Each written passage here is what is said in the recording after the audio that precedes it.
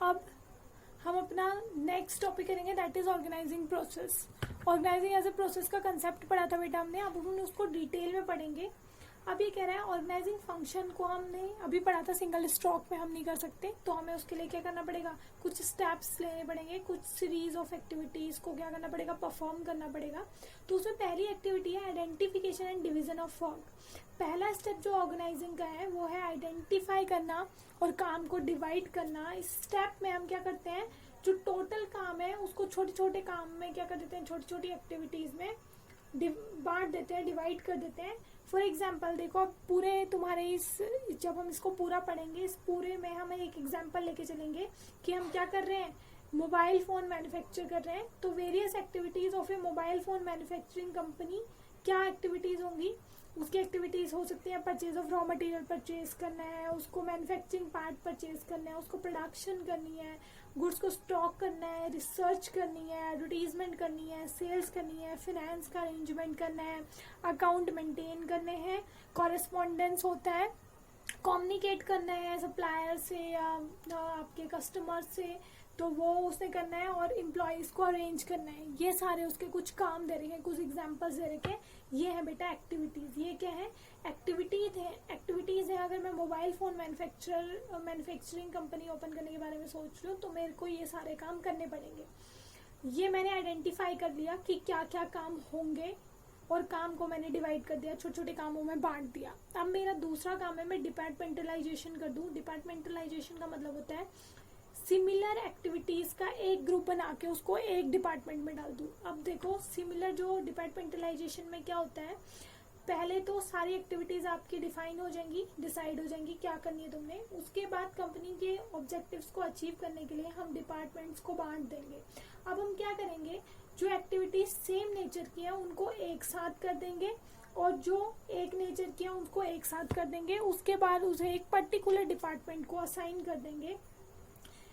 हम बात करें, इसी मैंने बोला तुम्हें, हम इसी एग्जांपल को पढ़ते हुए चलेंगे। इसमें रॉ मटेरियल परचेज करना, मैन्युफैक्चरिंग पार्ट्स को परचेज करना, और ये दोनों काम परचेज से रिलेटेड थे, रॉ मटेरियल को परचेज करना और मैन्युफैक्चरिंग पार्ट्स को परचेज करना। तो हम इसको क्या कर देंगे, एक ग्रुप बना देंगे इन दोनों एक्टिविटीज का, और ये काम किसको दे देंगे, परचेज डिपार्टमेंट को देंगे। उसके बाद प्रोडक्शन करना, गुड्स को स्टॉक करके रखना, रिसर्च एक्टिविटीज को परफॉर्म करना, ये सिमिलर नेचर के काम है, इनको हम एक डिपार्टमेंट को दे देंगे जिसे हम कहेंगे प्रोडक्शन डिपार्टमेंट। उसके बाद एडवर्टीजमेंट करना, सेल्स करना, ये काम क्या है, सिमिलर नेचर के हैं, ये हम किसको दे देंगे, मार्केटिंग डिपार्टमेंट को दे देंगे। फिर फाइनेंस का अरेंजमेंट करना, अकाउंट्स को मेंटेन करके रखना, कॉरेस्पॉन्डेंस का काम करना, ये सिमिलर नेचर के हैं, इनको हम किसको दे देंगे, फाइनेंस डिपार्टमेंट को दे देंगे। उसके बाद जो तुम्हारी अरेंजमेंट, एम्प्लॉयज का अरेंजमेंट हो गया, एम्प्लॉयज की ट्रेनिंग होगी, ये सिमिलर नेचर के हैं, इनको हम किसको दे देंगे, एचआर डिपार्टमेंट को दे देंगे या पर्सनल डिपार्टमेंट को दे देंगे, आप ये कह सकते हो। तो ये हमने क्या किया, जो एक्टिविटीज सिमिलर नेचर की थी उनकी ग्रुपिंग कर दी, और उन एक्टिविटीज को, हर एक एक्टिविटीज एक डिपार्टमेंट को काम करने के लिए दे दिया, उसको आप आगे परफॉर्म करना उस डिपार्टमेंट का काम होगा। अब देखो इसकी प्रेजेंटेशन डायग्राम के थ्रू दे रखी है आपको। देखो डायग्राम दे रखा है आपके पास, एक डायग्राम में ऊपर लिख रखा है टोटल वर्क को मैंने क्या कर दिया, डिस्ट्रीब्यूट कर दिया। Manufacturing of A mobile phone manufacture करना था, उसके टोटल काम को मैंने क्या कर दिया, कुछ एक्टिविटीज में डिवाइड कर दिया। एक्टिविटी 1 से लेके 11 तक दे रखा है, पर रॉ मटेरियल परचेज करना, स्पेयर पार्ट्स को परचेज करना, उसके बाद प्रोडक्शन की एक्टिविटी करना, स्टॉक करके रखना मटेरियल को, रिसर्च का काम करना, एडवर्टीजमेंट करना, सेल्स करना, देन फाइनेंस का अरेंजमेंट करना, अकाउंट्स मेंटेन करना, कॉरेस्पॉन्डेंस करना, और पर्सनल्स का अरेंजमेंट करना, एम्प्लॉयज का अरेंजमेंट करना। ये 11 एक्टिविटीज हैं, और इसके आगे लिखा भी हुआ है। पहला था टोटल वर्क, ऊपर लिखा है manufacturing of mobile phone. Second हमने क्या कर दिया, इन एक्टिविटीज को क्या कर दिया, डिवाइड कर दिया, division of work and identification का काम हुआ। उसके बाद हमने सिमिलर नेचर की इकट्ठे कर दी, जो मैंने तुम्हें अभी अभी समझाया था, उसे हम कहते हैं ग्रुपिंग करना। देन सिमिलर नेचर के काम को एक एक डिपार्टमेंट को सौंप दिया, दैट इज डिपार्टमेंटलाइजेशन। ये आपको डायग्रामेटिक प्रेजेंटेशन दे रखी है, डिपार्टमेंटलाइजेशन वाले पॉइंट की। गॉट इट बेटा, ये हो गया।